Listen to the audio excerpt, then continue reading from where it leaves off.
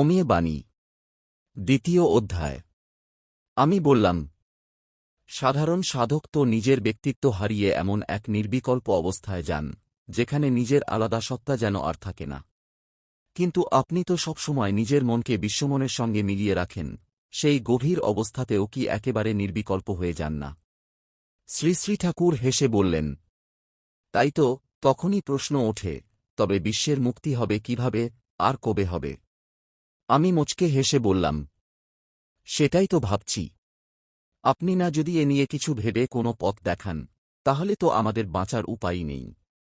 বুঝছি, আপনাকেও বেশ বড় দায়েই পড়তে হচ্ছে।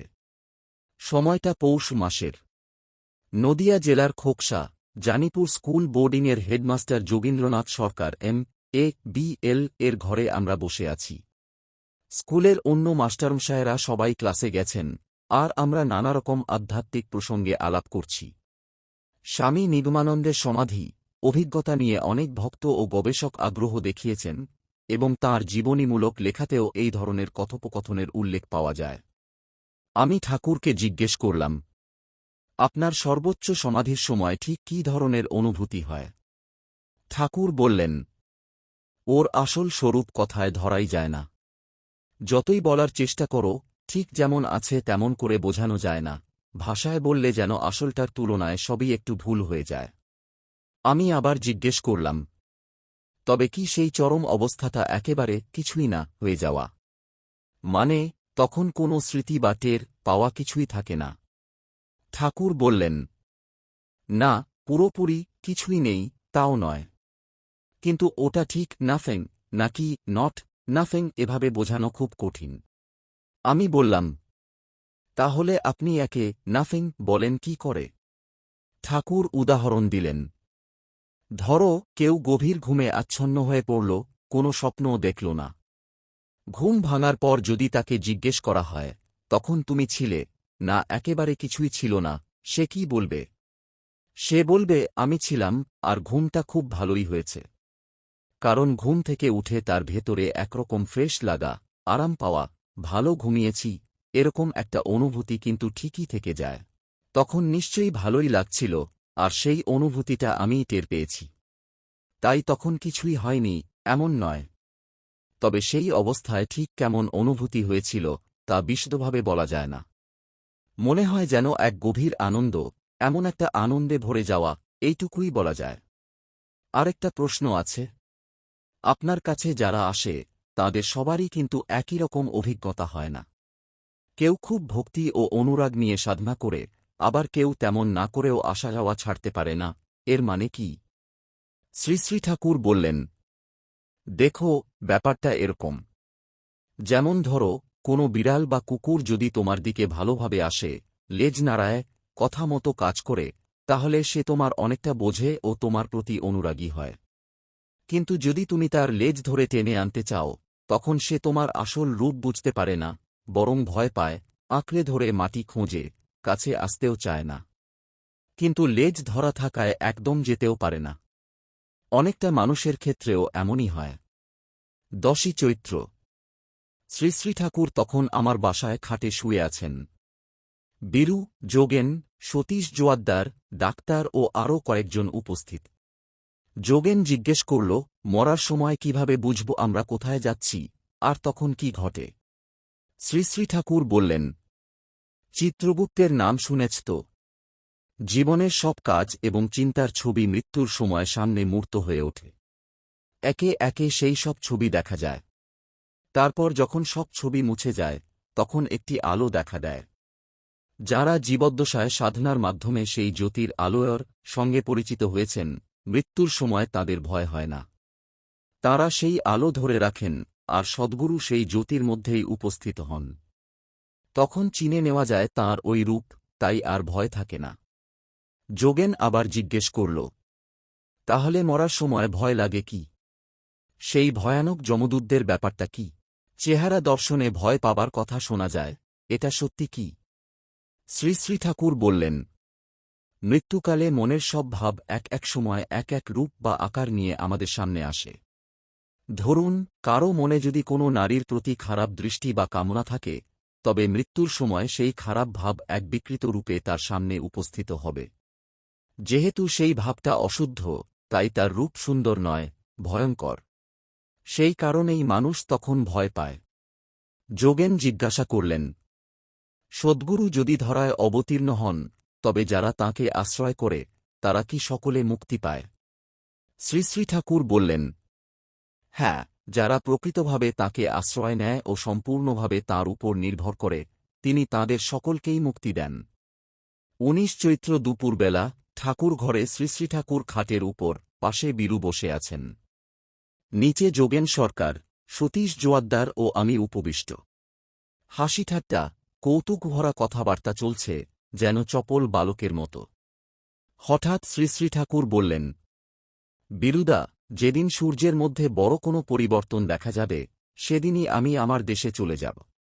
কারণ সূর্য আমাদের জীবনের প্রধান শক্তির উৎসগুলির একটি। যে উৎস থেকে জীবনের গতি ও প্রাণশক্তি আমরা পাই, সেই সূর্যের ভিতরে যদি এমন কোনো পরিবর্তন ঘটে যা সেই শক্তির ভারসাম্য নষ্ট করে, তাহলে আমরা বাঁচব কেমন করে? বীরু জিজ্ঞাসা করলেন, কি রকম পরিবর্তন ঠাকুর? ঠাকুর বললেন, ভাবো আমরা যেন সূর্যের মধ্য দিয়ে এক পথে নেমে এসেছি। সেই পথে যেতে হলে বাম দিকে ঘোর অন্ধকার, আর দক্ষিণ দিকে, একেবারে দক্ষিণ নয়, একটু কোনাকুনি, শুধু আলো। সেই পথ ধরে এগোতে গেলে দেখি প্রায় ৪৪,০০০ গ্রহ, তার মধ্যে এক একটি ধীরে ধীরে ভেঙে খণ্ড খণ্ড হয়ে যাচ্ছে, যেন চোখের সামনে দেখছি। বলতো আমার এমন কল্পনার কোনো দাম আছে কি? যোগেন বললেন, আচ্ছা ঠাকুর, এই গ্রহগুলোর কেন্দ্র কোথায়? শ্রী শ্রী ঠাকুর বললেন, ওরা আরেকটা সূর্যকে কেন্দ্র করে ঘুরছে। আবার এমন লক্ষ লক্ষ সূর্যেরও একটা অনেক বড় সূর্য আছে। যোগেন বললেন, সূর্যের ভিতর দিয়ে যাওয়ার সময় শরীর পুড়ে যায় না? শ্রী শ্রী ঠাকুর বললেন, না, সূর্যের ভিতরটা বেশ ঠান্ডা ও ভালো, গরম শুধু বাইরের দিকটায়। যোগেন বললেন, আপনার দেশে যেতে গেলে এই সব বিভিন্ন স্তর পার হতে হয়? শ্রী শ্রী ঠাকুর বললেন, হ্যাঁ।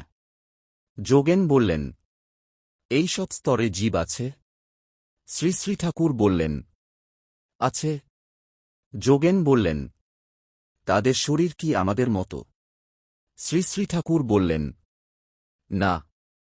এখন তুমি এই শরীরে নিজেকে অনুভব করছ বলে এই শরীরের সঙ্গে তুলনা করছ। কিন্তু সেই শরীরে গিয়ে নিজেকে অনুভব করলে আর এই শরীরের সঙ্গে তুলনা করতে ইচ্ছে করবে না। সেই হিসেবে ওটা শরীরই নয়। যোগেন বললেন, পৃথিবীর চেয়েও নিচের স্তরেও তো নিজেকে অনুভব করা যায়। তখন কেমন লাগে? শ্রী শ্রী ঠাকুর বললেন, দেখো, সবচেয়ে নিচের স্তর থেকে সবচেয়ে উঁচু স্তর পর্যন্ত তোমার অস্তিত্ব সর্বত্র আছে। যখন যে স্তরে থাকো, তখন সেইটুকুই জানো, বাকি স্তরগুলোতে কেমন লাগে তা জানতে ইচ্ছে হয়। কিন্তু যখন সব স্তরে, সর্বত্র, একসঙ্গে নিজেকে অনুভব করতে পারো, স্থাবর জঙ্গম, দেবতা, সবকিছুতে একই বিশ্বব্যাপী আমির অনুভূতি হয়, তখন আর এই প্রশ্ন থাকে না। আবার ইচ্ছে করলে একটা বিশেষ জায়গায় সেই আমির অনুভূতি জোরালো করে রেখে বাকি জায়গাগুলো থেকে সেই অনুভূতি একটু সরিয়েও রাখা যায়। যোগেন বললেন, আপনি যখন আপনার দেশ থেকে এখানে আসেন, তখন কেমন দেখলেন? শ্রী শ্রী ঠাকুর হেসে বললেন, খুব সুন্দর লেগেছিল। যখন এক এক দেশের ভেতর দিয়ে নেমে আসতে লাগলাম, তখন সেই স্থানের সব জ্যোতির্ময় পুরুষেরা আমাকে খুব রিসেপশন দিল। সে রিসেপশন ভাষায় বর্ণনা করা কষ্টকর। তবে খুব বড় রকমের রিসেপশন নত বড়খান সেভ করতে পারেন। যোগেন বললেন, এদেশে এসে আপনার এসব বরাবর কি মনে ছিল? শ্রী শ্রী ঠাকুর বললেন, না, প্রথমত মনে থাকে না, তবে কেমন একটা ভাষা ভাষা ভাব থাকে। কিন্তু জগতে এসে যখন সেরূপ ভাবের সঙ্গে কিংবা কথার সঙ্গে দেখা হয়, কি শোনা যায়, তখন মনে পড়তে থাকে। যোগেন বললেন, আচ্ছা, আপনার দেশে আমায় নিয়ে যান না? শ্রী শ্রী ঠাকুর বললেন, গেলেই হয়, ইচ্ছাই করেন না। যোগেন বললেন, আমাদের তো আর এদেহ নিয়ে যাবার জো নেই। মরে গেলে যাওয়া যাবে তো? নিয়ে যাবেন তো? শ্রী শ্রী ঠাকুর বললেন, গেলেই হল। নাম অন্তত ঘুম থেকে ওঠার সময় ও শোবার সময় করবেন। অন্তত একটা ছাপ দিয়ে রাখবেন যে আপনাকে তখন চিনে নেওয়া যায়। আপনি কোন দেশের লোক তা তো চিনে নেওয়া দরকার। 22 চৈত্র।